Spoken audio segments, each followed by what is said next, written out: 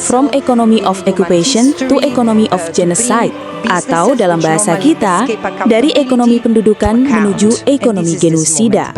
PBB sudah muak dengan Israel hingga desak hentikan kerjasama dengan Zionis Israel. Itulah yang dilaporkan oleh Francesca Albanese, pelapor khusus PBB untuk Palestina. Sebuah laporan berdarah dingin yang langsung disambut tepuk tangan serius dari banyak negara anggota Dewan Hak Asasi Manusia PBB.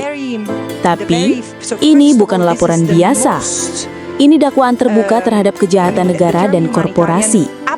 Dalam laporannya, Francesca membongkar mesin industri yang menopang proyek kolonial Israel, penggusuran paksa, pemindahan penduduk, pembunuhan massal, semua dilakukan dengan dukungan korporasi internasional. Albanese menyebut nama-nama perusahaan, puluhan, mulai dari produsen senjata, raksasa teknologi, bank, perusahaan konstruksi, hingga perusahaan energi. Mereka bukan hanya tahu, tapi ikut untung dari pembantaian. Ya, dunia korporasi sedang memanen laba dari darah dan reruntuhan di Gaza. Ini bukan perang, ini adalah kampanye genosida. Begitu kata Francesca dengan suara lantang di podium Perserikatan Bangsa-Bangsa. Ia menyebut wilayah Palestina yang diduduki telah berubah menjadi ladang uji coba ideal bagi produsen senjata dan teknologi tinggi, tanpa pengawasan, tanpa pertanggungjawaban. Sementara para investor, baik swasta maupun negara, tersenyum puas menatap grafik keuntungan yang naik. Gaza kini tak lagi disebut zona perang, melainkan zona akhir zaman. Albanese menggambarkannya dengan satu kata, apokaliptik. Lebih dari 200.000 jiwa tewas atau terluka. Anak-anak dibantai, rumah sakit dihancurkan, kota jadi puing, dan dunia masih sibuk berdebat tentang hak membela diri. Maka, Francesca tak sekedar menyampaikan laporan, ia menyerukan tindakan. Embargo senjata total terhadap Israel. Hentikan semua perjanjian dagang dan investasi. Dan seret para pelaku, baik negara maupun korporasi, ke meja hukum internasional. Karena menurutnya, entitas korporasi harus segera menghentikan seluruh aktivitas yang secara langsung terlibat, berkontribusi, atau menyebabkan pelanggaran hak asasi dan kejahatan terhadap rakyat Palestina. Sebanyak 48 korporasi global disebut dalam laporan ini. Mereka bukan sekedar penonton, mereka adalah sponsor sunyi dari pembantaian. Dan dunia harus memilih, berpihak pada kemanusiaan atau terus jadi kaki tangan genosida yang dibungkus kontrak bisnis. Channel ini, Miko 17, tidak akan diam, karena ketika dunia menutup mata, kita justru harus membukanya lebar-lebar. Good afternoon, everyone, and thank you for joining us at the press briefing today. Our speaker today is Ms. Francesca Albanese. She is the Special Rapporteur on the situation of human rights in the Palestinian territories occupied since 1967. The Special Rapporteur just presented her report to the 59th session of the Human Rights Council, titled From Economy of Occupation to Economy of Genocide. We will begin with brief opening statements from the Special Rapporteur, and she will then take questions. Over to you, Ms. Albanese. Thank you very much, and good afternoon, everyone. Bonjour tout le monde, and those who are here and those who are following this press conference from afar. And I'm sure you have heard or read through my report, my last report, that reveals how corporate profiteering and monetary gain has enabled and legitimized Israel's illegal presence and action in the little that remains of historical Palestine, the occupied Palestinian territory. What I'm going to tell you paints a very grim picture. In many respects, I could have written this report 2 years ago.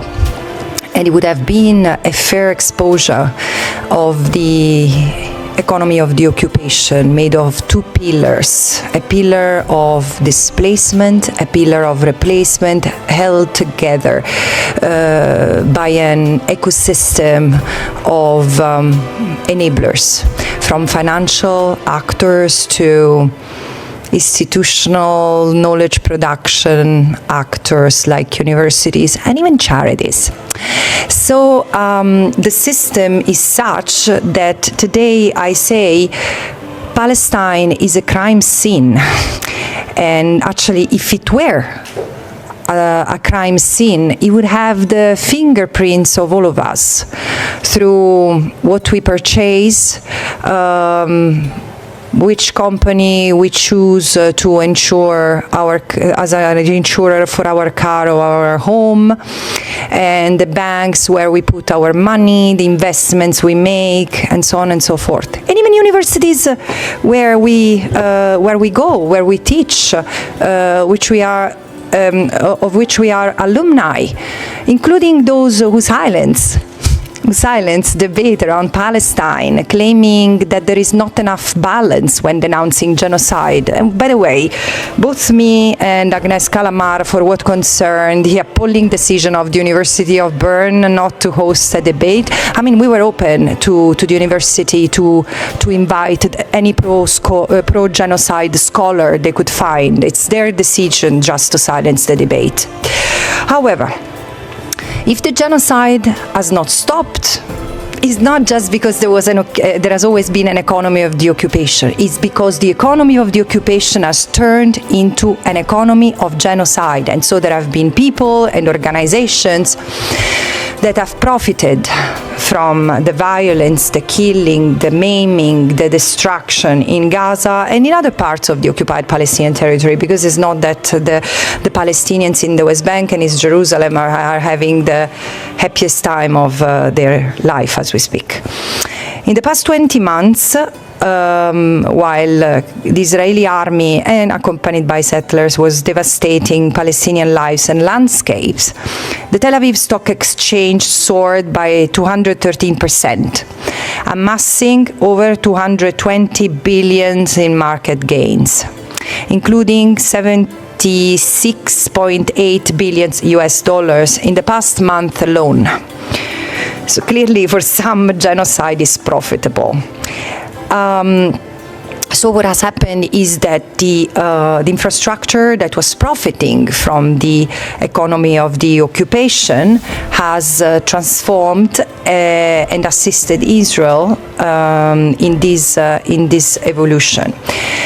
The report I just presented builds on a database of over 1,000 entities that I didn't have the time to investigate with the depth and to analyze from a legal point of view with the rigor that I have for 48 companies, along with their parents, subsidiaries, franchisees, licensees, and consortium partners across the sectors.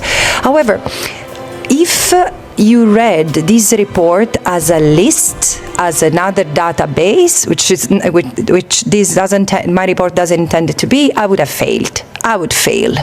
My report exposes a system, something that is so structural and so widespread and so systemic that there is no possibility to fix it and redress it. It is to be dismantled.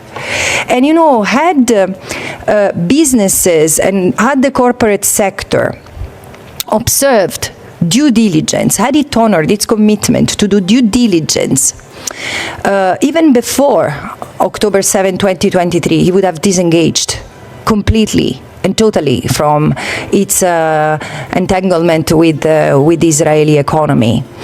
Because, first of all, it's a fiction that there is a line dividing, separating the good Israel within Israel and the bad Israel in the occupied territory. No, the economy is one. Israel's economy is one and one only, and encapsulates the colonies. The colonies do not exist because some fringy part of the Israeli society is pioneering into the wild, wild West Bank. No, it's because this is resolving the housing crisis in Israel. These people live and thrive within a system that is so connected, that is part of the Israeli state. And also, this is you can see that evidently when you look at the water grid, on the electricity grid, the occupied Palestinian territory does not exist as separate from Israel. So, I mean, member states can continue to reassure themselves that they might, à la limite, prevent settlement goods from circulating in their markets. But this is not enough. Actually, it's just it will be another face-saving solution. Because, excuse me, when sanctions were imposed on apartheid South Africa, was it because of the crimes and the violence and the racism and the discrimination and the apartheid that South Africa was imposing on its non-white population, or for just what South Africa was doing in the Bantustan? Do you understand the performance of stupidity that we have all been part of for decades? And now it's the time to stop. If 60,000 people killed do not push us to taking seriously international obligations, then we're really, really beyond the pale. So here's what I conclude. There is no possibility to stepping out of this situation other than for member states to do what the International Court of Justice demands through its ruling and through its provisional measures. Imposing an arms embargo immediately. It's not about asking for a ceasefire. This is not a war. This is a genocidal campaign. And it's clear, and now it's either carried out under the pretense of humanitarian food distribution. This is a death trap. And we should learn really to be honest, including yourself. I mean, I've been really, really generous to the media, because the first corporate entity to be investigated in this mandate was yours. And it will come.